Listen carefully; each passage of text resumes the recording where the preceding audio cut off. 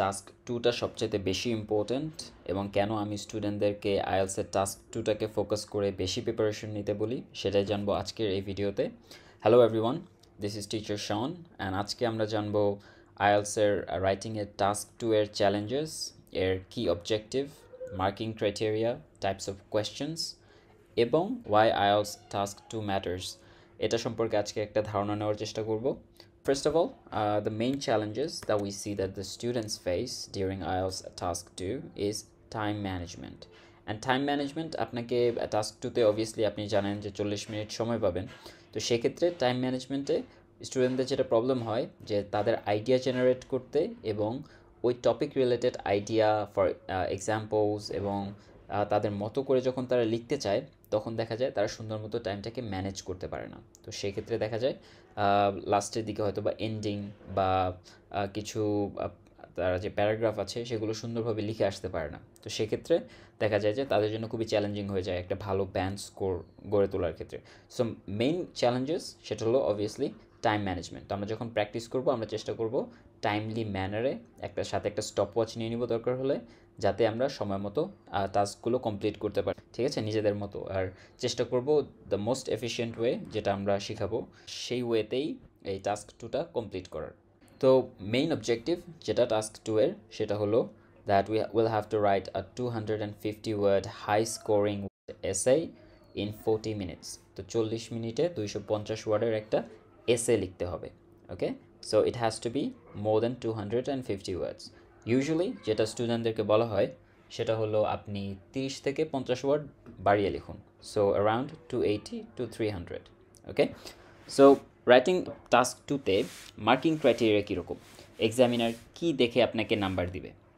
তো অলরেডি আপনারা জানেন যে একটা এক্সামিনার খাতা দেখবে, কোনো এআই দিয়ে বা কোনো কম্পিউটার দিয়ে আপনার খাতা দেখা হবে না। তো একটা অবভিয়াসলি সাবজেক্টিভ চয়েস থাকে যে একটা টিচারের আপনার লেখা ভালো লাগতেও পারে, নাও লাগতে পারে।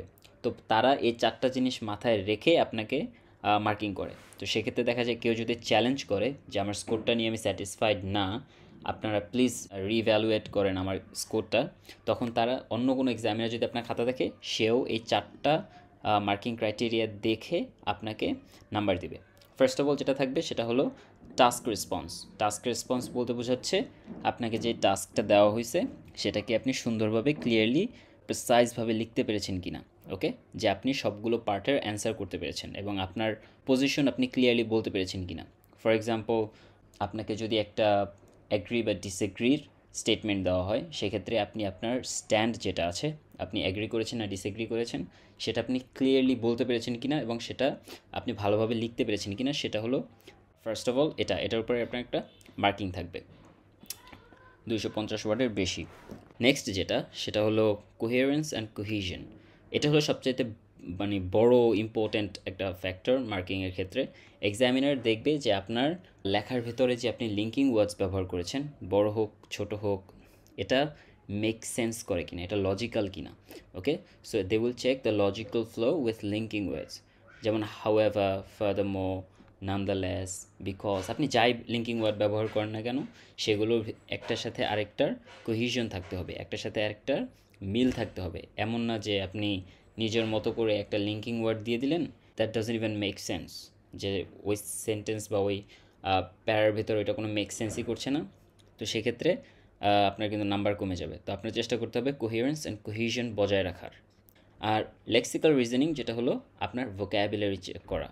তো আপনি নিজের মতো করে আপনি কত ভোক্যাবুলারি জানেন সেটার উপরেও কিন্তু ডিপেন্ড করে যে আপনি কতটা ব্যান্ড পাবেন। তো স্টুডেন্টদেরকে সেজন্য ভোক্যাবুলারি অনেক আপগ্রেড করতে বলা হয়। সাধারণত এসে রাইটিংয়ে যেটা দেখা যায় যে অনেকগুলো সিনোনিম ব্যবহার করা লাগে, রাইট? তো স্টুডেন্টরা একটা ওয়ার্ড বারবার না লিখে যদি তারা প্যারাফ্রেজ করতে পারে, তো সেটার একটা যে আপনার যে রিসোর্স, সেটা যে আপনার একটা ক্রেডিট, সেটার উপরে আপনি একটা মার্কিং পাবেন। ওকে, গ্রামাটিক্যাল রেঞ্জ হলো আপনি যে সিম্পল বা কমপ্লেক্স সেন্টেন্স একসাথে মিক্স করে লিখতে পেরেছেন, বড় বা ছোট, এমন না যে আপনি সবগুলো সেন্টেন্সই বড় করে লিখবেন, এমন লিখলে কিন্তু হবে না। আপনি চেষ্টা করবেন যে সিম্পল আর কমপ্লেক্স সেন্টেন্সগুলো খুব সুন্দর করে মিক্স করে তারপরে লেখার। অলরাইট, তো এই 4টা বিষয়ে আপনাকে খুব মাথায় রাখতে হবে এবং আপনি চেষ্টা করবেন যে এই 4টা বক্সে যাতে আপনার টিক আসে এবং যে আপনার খাতা দেখবে, যে এক্সামিনার থাকবে, সে যাতে এই 4টা ক্রাইটেরিয়া ফুলফিল করে আপনাকে সুন্দর মতো একটা নাম্বার দিতে পারে। ওকে, এটা আমাদের খেয়াল রাখতে হবে। Alright, next up is types of questions যেগুলো আমরা ফেস করব। সো ফার্স্ট অফ অল, যে টাইপের কোয়েশ্চেন আসে, সবচেয়ে বেশি যেগুলো আসে সেগুলো হলো অপিনিয়ন, যেগুলো আসে opinion based. So agree or disagree.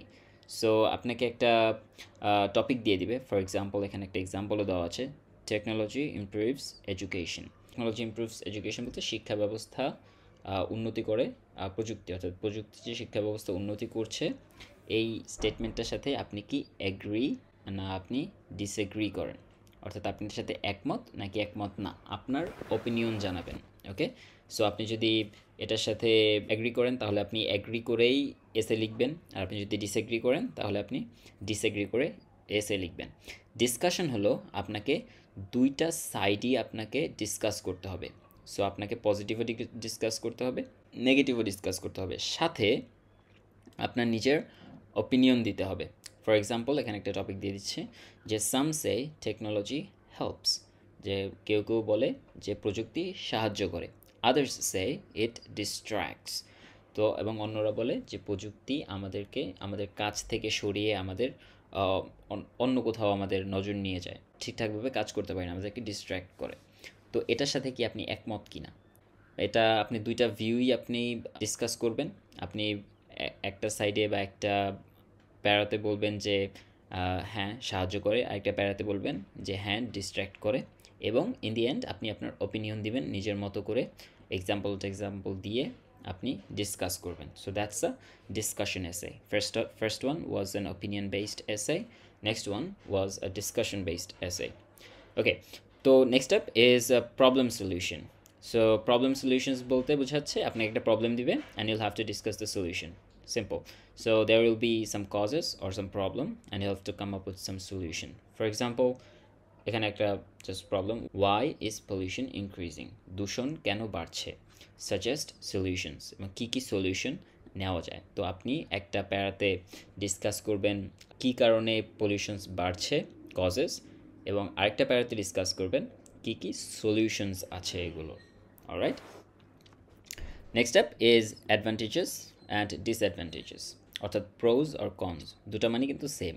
তো কোয়েশ্চেনে যদি বলে যে discuss the pros and cons, সেটা আর অ্যাডভান্টেজেস আর ডিসঅ্যাডভান্টেজেস এটা ডিসকাস করাও কিন্তু সেম জিনিস। ওকে, এখানে একটা এক্সাম্পল দেওয়া আছে, what are benefits or drawbacks of online learning. So এখানে চাইলে বলেও দিতে পারতো যে what are the pros or cons of online learning, অর্থাৎ ডিজিটালি অনলাইনে যে আমরা শিখছি সেগুলোর বেনিফিট কী এবং এগুলোর সমস্যা কী।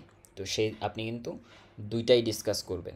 এখানে কিন্তু আপনার ওপিনিয়ন চাই নেই, তো আপনি প্রোজ আর কনসগুলোই শুধু ডিসকাস করবেন, আর চাইলে নিজের মতো করে এক্সাম্পল দিতে পারবেন, কোনো সমস্যা নেই। Next step is two part question, answer to questions, why prefer series and what problem arise. Two part question যেটা আছে সেটায় বলে দিয়েছে যে answer two questions. So you'll have two questions that you'd have to answer. আপনাকে দুইটা প্রশ্নের answer দিতে হবে। Why prefer cities, যে আপনি শহর কেন প্রেফার করেন, অ্যান্ড হোয়াট প্রবলেমস অ্যারাইজ, এবং কী কী সমস্যা এর কারণে আগমন ঘটতেছে, কী কী সমস্যা। ওকে, তো আপনি দুইটা কোয়েশ্চেনই অ্যান্সার দিবেন এবং দুইটা আপনি প্যারাগ্রাফ লিখবেন দুইটা কোয়েশ্চেনের। অবশ্যই আপনি ইন্ট্রোডাকশন এবং কনক্লুশন দিয়ে নেবেন। বাট এই টাইপের কোয়েশ্চেন আসে সাধারণত যেটা দেখা যায়, এই যে অপিনিয়ন বেসড আর ডিসকাশন বেসড যে কোয়েশ্চেনগুলো আছে সেগুলো সবচেয়ে বেশি দেখা যায়। ওকে, আপনি যদি অল্প সময় থাকে এবং আপনার যদি প্রিপারেশন নিতে একটু প্রবলেম থাকে, সেহেতু আপনি অপিনিয়ন বেসড যেগুলো আছে সেগুলো যদি মোটামুটি প্রিপারেশন নেন, আপনি বাকিগুলোও কভার করে ফেলতে পারবেন, কোনো প্রবলেম নেই। ওকে, আর আপনি একবার যদি এসএ স্ট্রাকচার বুঝে যান, তো সেক্ষেত্রে আপনার নিজের মতো করে অ্যান্সার করতে কোনো প্রবলেম হবে না। রাইট, তো এখন আসি আমাদের মেইন যে ইস্যুটা ছিল সেটা, যে why it matters, the IELTS task 2টা সবচাইতে বেশি ইম্পর্ট্যান্ট কেন। মেইন রিজন ইজ যে এটা 66% অফ ইউর রাইটিং স্কোর। তো এটা জানুয়ারি 2025-এর আগে 80% ছিল, এখন এটা 66% হয়েছে writing score, and this is critical to get a band 6.5 plus, which is above average. 6.5 is the average score. তো আপনি যদি এর সাথে বেশি পেতে চান, আপনি অবশ্যই আইএলটিএসের টাস্ক 2টাকে মাস্টার করতে হবে। আর টাস্ক 2টাকে করতে হলে আমাদের দরকার বেশি বেশি প্র্যাকটিস করা, এবং যে মার্কিং ক্রাইটেরিয়ার কথাগুলো আমি অলরেডি বলেছি, task response, coherence and cohesion, lexical resource, grammatical range improve করা, এগুলোর উপরে আমাদের একটু স্পেশালি নজর রাখতে হবে। শুধু এমন না যে আমরা প্র্যাকটিস করার সময় জাস্ট আমাদের মতো করে লিখে গেলাম, বাট আমরা এই যে মার্কিং ক্রাইটেরিয়াগুলো আছে এগুলো ফুলফিল করতে পারলাম না, তাহলে কিন্তু কোনো লাভই হবে না। আমরা চেষ্টা করবো এই মার্কিং ক্রাইটেরিয়াগুলো ফুলফিল করে তারপরে অ্যান্সার করার। ওকে, then we'll get a very good score. So that's it everyone for being here, and please do check out our other videos, and thanks for your time and have a lovely day.